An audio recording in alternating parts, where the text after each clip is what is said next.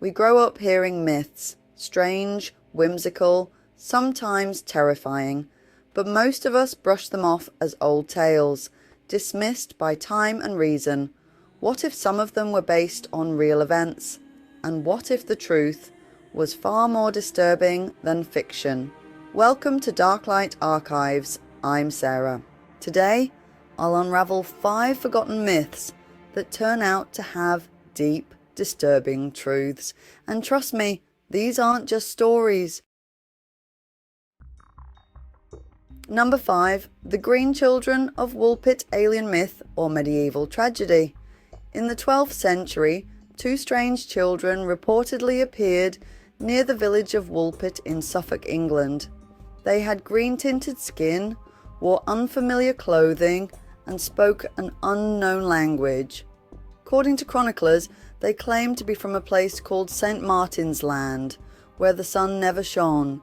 The account was recorded by 2 respected medieval historians, Ralph of Coggeshall and William of Newburgh, lending unusual credibility to the tale. While later mythologies tried to connect the children to aliens or portals, historians now believe the truth may be far more tragic than fantastical.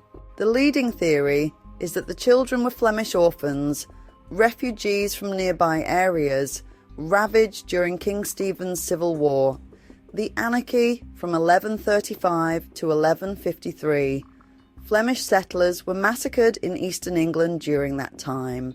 The children likely fled, became lost in dense forest and underground mines, and were suffering from chlorosis, a type of iron deficiency anemia that can cause a greenish pallor. The girl who survived eventually learned English and lived a normal life, but the boy died shortly after they were found, possibly from malnutrition or shock.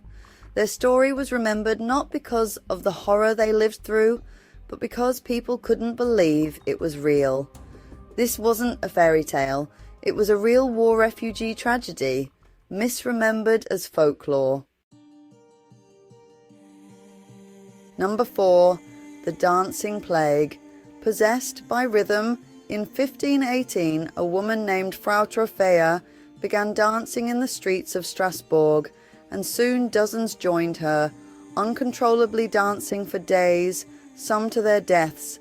The church claimed it was demonic possession. The Dancing Plague of 1518 is a documented historical event. Contemporary physicians ruled out supernatural causes, blaming hot blood. But modern historians believe it may have been a case of mass psychogenic illness. Mass hysteria triggered by extreme stress, famine, or ergot poisoning, a hallucinogenic mold on bread. The same fungus linked to the Salem witch trials. Some danced until their hearts gave out. This wasn't isolated. Other dancing outbreaks occurred in medieval Europe, all met with fear and religious panic.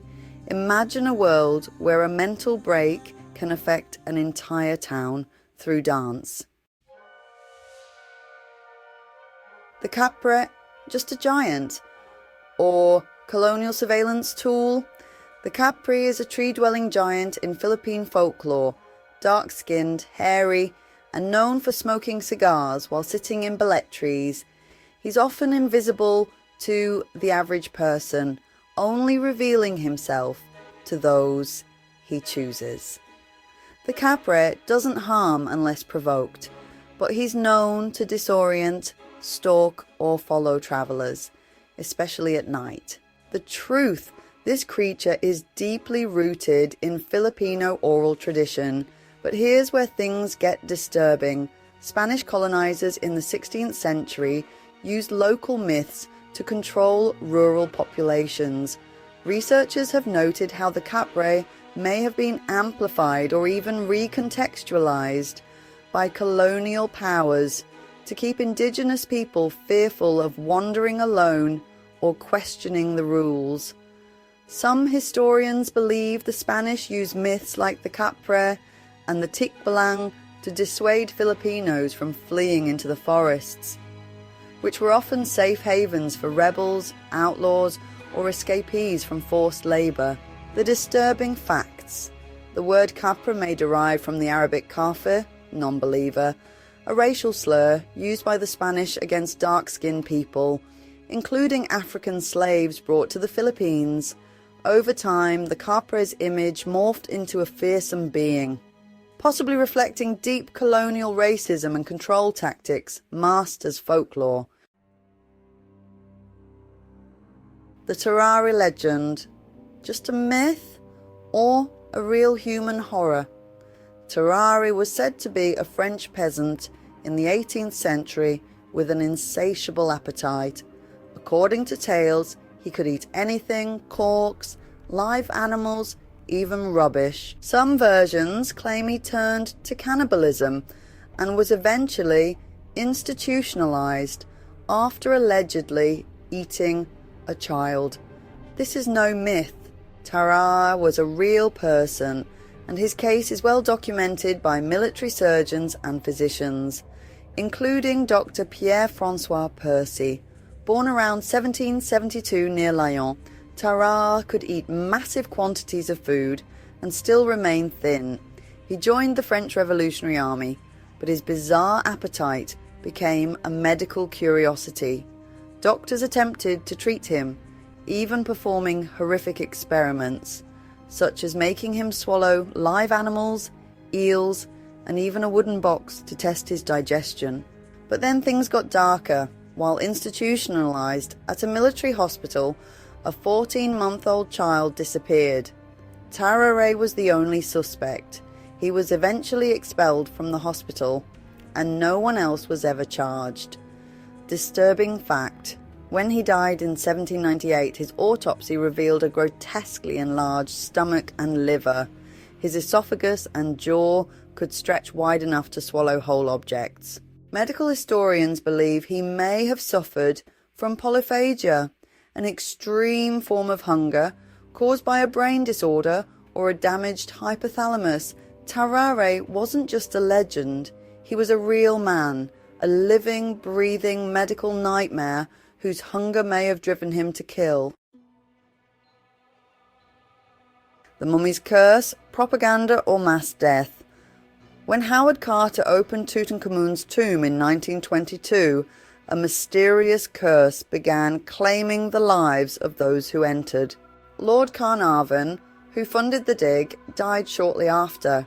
His cause of death, a mosquito bite, turned deadly. Rumours spread that others followed. The truth. The media coined the term Mummy's Curse after Carnarvon's death, and newspapers exaggerated every incident. But some strange facts are hard to dismiss. By 1935, at least 8 members of the expedition had died under unusual circumstances. Harvard microbiologist Dr. Ezat Fahmy theorized that toxic mold spores and ancient bacteria sealed in tombs for centuries may have caused deadly infections when inhaled. The disturbing facts. Modern scientists analyzing tomb artifacts discovered Aspergillus flavus, a fungus that can be fatal to immunocompromised individuals. Add to that ancient resins, ammonia, and toxic embalming compounds. Opening a tomb was like opening a chemical weapon. These myths weren't just tales, they were reflections of real fears, traumas, and horrors buried under the weight of time. But if the truth behind these forgotten myths is so disturbing, what else have we been told is just a story? Subscribe to Darklight Archives for more unsettling truths from the shadows of history, and remember, behind every myth, there's a darker truth waiting to be found.